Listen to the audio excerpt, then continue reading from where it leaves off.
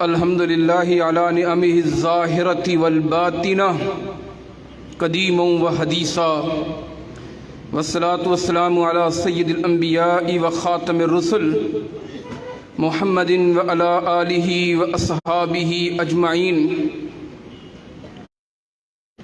قال اللہ عز وجل فی القرآن المجید والفرقان الحمید: والذین جاہدوا فینا لنہدینہم سبلنا. قال رسول اللہ صلی اللہ علیہ وسلم: لا تزال قدم عبد حتی تسأل عن اربع: عن عمرہ فیما افنا، عن شبابہ فیما ابلا، عن علمہ بما عمل، الی آخر الحدیث. مختصر حمد و ثنا کے بعد ہمارے مہمان خصوصی محترم پیکر اخلاص عبد المالک مجاہد حافظہ اللہ متان اللہ بطول حیاتہ موجود ہیں. میرے امیر کراچی فضیلت الشیخ شیخ الحدیث مولانا افضل سردار حافظہ اللہ، دیگر اکابرین. حکم ملا چند منٹ گفتگو کروں. دعا کریں کہ اللہ سننے سمجھنے اور عمل کرنے کی توفیق عطا فرمائے. یوتھ فورس کنونشن، یقیناً یوتھ کا کردار بہت اہم ہے. دین کی سربلندی کے لیے، اعلاء کلمت اللہ کے لیے جوانوں کا کردار انقلابی کردار رہا ہے. ہر معاشرے میں جوانوں کی بڑی اہمیت ہوا کرتی ہے. گرم خون ہوتا ہے، جذبات بھی ہوتے ہیں، اور یہ گرم خون، یہ جوانی جب اللہ کے راستے میں لگ جائے، جب دین کی سربلندی کے لیے لگ جائے، جب اعلاء کلمت اللہ کے لیے لگ جائے، تو پھر کیا کہنے، پھر کیا سعادت اور خوشی کی بات ہے. صحیح بخاری میں ایک روایت کئی موقع پہ امام بخاری نے ذکر کی: سبعۃ یظلھم اللہ فی ظلہ. اس میں سے ایک یہ آدمی بھی ہے: وشاب نشأ فی عبادت ربہ.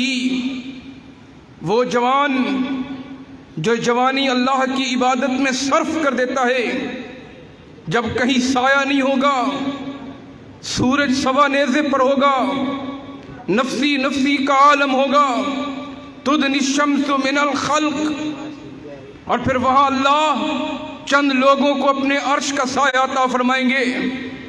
اس میں وہ یوتھ، وہ جوان جس نے اپنی زندگی، جس نے اپنی جوانی کے اوقات اللہ کے لیے صرف کیے ہوں گے، اللہ انہیں اپنے عرش کا سایہ عطا فرمائیں گے.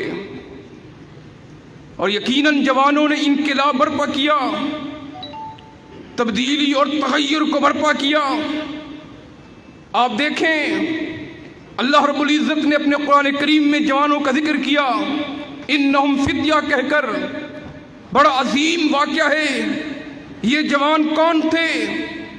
جنہوں نے دین کی سربلندی کے لیے اپنی زندگیوں کو پیش کیا تھا، اپنے آپ کو پیش کیا تھا. اللہ کو یہ عمل اتنا پسند آیا، اتنا محبوب اللہ کو لگا کہ اللہ رب العزت نے ان کا ذکر اپنے قرآن کریم میں کر دیا. مجھے بڑے جوان بھی نظر آ رہے ہیں.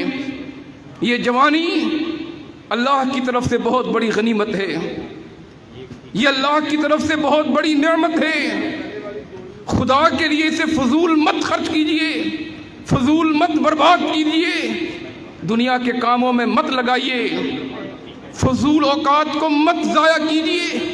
یہ جوانی نبی علیہ الصلوۃ والسلام کے ساتھیوں میں جوانوں کا کردار بڑا اہم رہا ہے.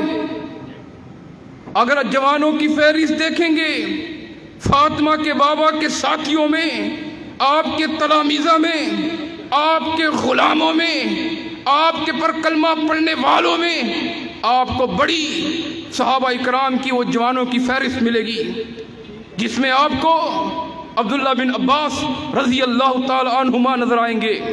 وہ عبداللہ بن عباس جس کے لیے اللہ کے رسول نے دعا کی تھی، اللہم علمہ الکتاب وفقہہ فی الدین، اللہ عبداللہ کو قرآن کا عالم بنا، دین کا فقیہ بنا۔ وہ عبداللہ، آج میں جمعے میں بھی ذکر کر رہا تھا، جب روح کی پرواز کا وقت آیا، آج بھی ان کی قبر طائف کے اندر موجود ہے، آسمان میں ایک آواز گونج رہی تھی اور لوگوں نے سنا۔ وہ آواز کیا تھی؟ یا ایتھا النفس المطمئنہ، اس لیے کہ انہوں نے جوانی دین کی سر بلندی کے لیے، الہ کلمت اللہ کے لیے لگا دی تھی۔ صدا بلند ہوئی، یا ایتھا النفس المطمئنہ ارجعی الی ربک راضیۃ مرضیہ۔ نبی علیہ السلام کے ان صحابہ کی فہرست میں، ان جوانوں میں آپ کو عبداللہ بن عمر بھی ملیں گے، کیا کہنے ان کے۔ ان جوانوں میں معاذ اور معوذ بھی ملیں گے کہ بدر کا موقع ہے، کیا پوچھتے ہیں؟ یا امی این ابا جہل، کیا پوچھتے ہیں؟ عبد الرحمن بن عوف ساتھ ہیں۔ پہلے معاذ آئے، کہنے لگے چاچا جی یہ تو بتاؤ ابو جہل کہاں ہے؟ بولا ماں بھی تم کیا کرو گے ابو جہل کا سمعت انہ یسب رسول اللہ صلی اللہ علیہ وسلم، میں نے سنا ہے وہ فاطمہ کے بابا کا گستاخ ہے۔ آج میں ارادہ کر کے آیا ہوں، عزم مصمم کر کے آیا ہوں، یا تو اس کافر کو جہنم واصل کروں گا یا خود شہید ہو جاؤں گا۔ دوسرا بچہ آگے بڑھتا ہے، دوسرے کان میں کہتا ہے، اس کا نام معوذ ہے، یا امی این ابا جہل، یہ وہ پیغمبر کے صحابہ میں جوان تھے، کہا بھی پوچھ ہی رہے تھے، عبد الرحمن بن عوف بتا ہی رہے تھے۔ عبد الرحمن بن عوف ان کا جذبہ بیان کرتے ہیں، ان کی شجاعت بیان کرتے ہیں، ان کی دلیری بیان کرتے ہیں۔ کہا مجمع کے اندر لوگ بڑی بڑی فوجوں کے درمیان سپہ سالار ان کا ابو جہل نظر آتا ہے۔ عبد الرحمن بن عوف نے اشارہ کیا، کہا یہ دونوں بچے ایسے نکلے جیسے تیر کمان سے نکلتا ہے، جیسے پسٹل سے گولی نکلتی ہے، یہ دونوں ایسے نکلے، اور جا کر ابو جہل کو کیفر کردار تک پہنچا دیا۔ یہ وہ جذبہ تھا، یہ وہ پیغمبر کے جوان تھے جنہوں نے انقلاب برپا کیا، جنہوں نے تبدیلی برپا کی۔ یہ جوانی اللہ کی طرف سے بڑی نعمت ہے۔ فاطمہ کے بابا نے فرمایا تھا اغتنم خمسن قبل خمسن، اور 5 چیزوں سے پہلے 5 چیزوں کو غنیمت جان لو۔ شابک قبل حرمک، اپنی جوانی کو بڑھاپے سے پہلے غنیمت جان لو۔ یہ جوانی بار بار نہیں ملا کرتی، یہ عمریں بار بار نہیں ملا کرتے، یہ وقت بار بار نہیں ملا کرتے۔ اسے فیس بک چلاتے چلاتے نہ برباد کرے، سوشل میڈیا استعمال کرتے کرتے نہ برباد کرے اس جوانی کو، غلط محفلوں میں اس جوانی کو مت برباد کرے، اس جوانی کو لگا دے الہ کلمت اللہ کے لیے، دین کی سر بلندی کے لیے، اہل حدیث یوتھ فورس کے ساتھیوں کے بازو بنے۔ آپ کے سامنے خالد محمود ادریس صاحب ہیں، یہاں کے صدر ہیں سندھ کے، ان کے بازو بنے۔ کراچی کے صدر ہمارے ابو بکر بھائی، محترم سلمان بھائی، کہنے کا مطلب یہ ہے یہ جوانی لگا دیجئے دین کی سر بلندی کے لیے۔ اللہ کی قسم یہ جوانی بہت بڑی نعمت ہے، یہ بہت بڑی غنیمت ہے۔ میں کہنا چاہتا ہوں اللہ کے رسول کی وہ حدیث کہ ابن آدم کے قدم آگے نہیں بڑھیں گے، اسے جواب دینا پڑے گا۔ اللہ فرمائیں گے رک جا، جواب دے، ان عمرہ فیما افنا، یہ عمر کہاں گزاری تھی اور کن کاموں میں گزاری تھی، وَأَن شَبَابِهِ فِيمَا أَبْلَى، جوانی کو کہاں برباد کیا تھا، کس کام میں لگا دیا تھا، تو اس کا ہمیں حساب دینا پڑے گا۔